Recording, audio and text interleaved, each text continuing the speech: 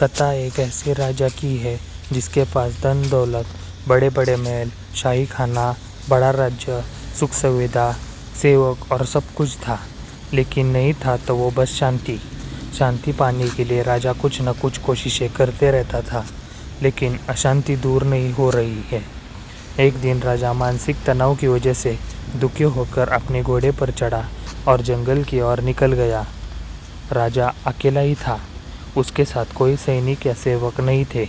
जंगल बहुत ही घना था, ऊंचे ऊंचे पेड़ थे। पेड़ इतने ऊंचे ऊंचे थे कि सूर्य की रोशनी भी ठीक से नीचे नहीं पहुंच रही थी। जंगल में भटकते भटकते राजा को बांसुरी की मधुर आवाज़ सुनाई देने लगी। राजा आवाज़ सुनकर हैरान था कि घने जंगल में इतनी मधुर बांसुरी की आवाज़ कहाँ से आ रही है। कौन है जो इतना शांत है और इतनी मधुर बांसुरी बजा रहा है। राजा बांसुरी की आवाज़ की दिशा में आगे बढ़ने लगा। थोड़ी ही दूर जाकर राजा ने देखा कि एक ग्वाला पेड़ के नीचे बैठा है और बांसुरी बजा रहा है। ग्वाले के कपड़े भी फटे पुराने थे, माथे पर गमछा लपेटा रखा था। उसके चेहरे पर मुस्कान और शांति दिखाई दे रही थी। राजा सोचने लगा कि मैं इतना धनवान हूँ, सेवक है, मुझे सुख सुविधा की कोई कमी नहीं है, फिर मेरे चेहरे पर ऐसी शांति नहीं रहती है जैसे इस गरीब ग्वाले के चेहरे पर है। ग्वाले के आसपास उसकी गायें घास चर रही थी। राजा ने उस ग्वाले के पास पहुंचा।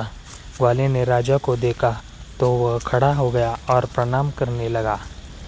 राजा ने ग्वाले से पूछा कि भाई एक बात बताओ, तुम तो इतने शांत हो जैसे तुम्हारे जीवन में कोई दुख ही नहीं है, इतनी मधुर बांसुरी बजा रहे हो, जबकि तुम्हारे कपड़े देखकर लगता है कि तुम काफ़ी निर्धन हो।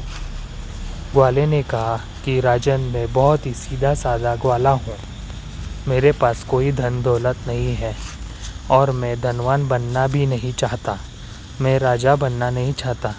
कहने के लिए तो व्यक्ति राजा बन जाता है, लेकिन असल में वह सेवक होता है।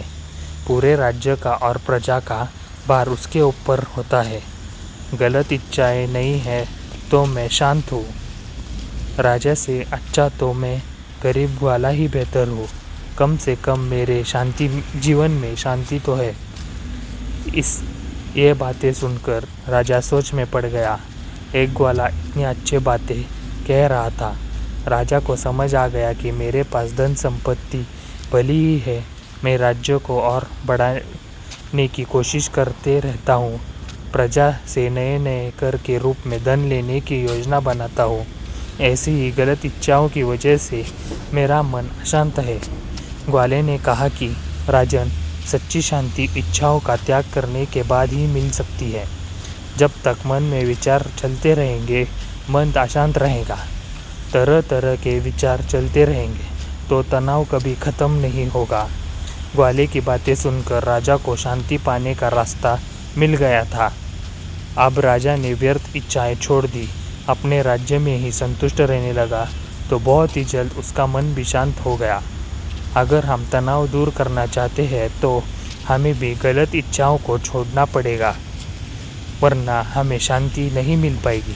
शांति पाने के लिए गलत इच्छाएं छोड़ें और ध्यान करें।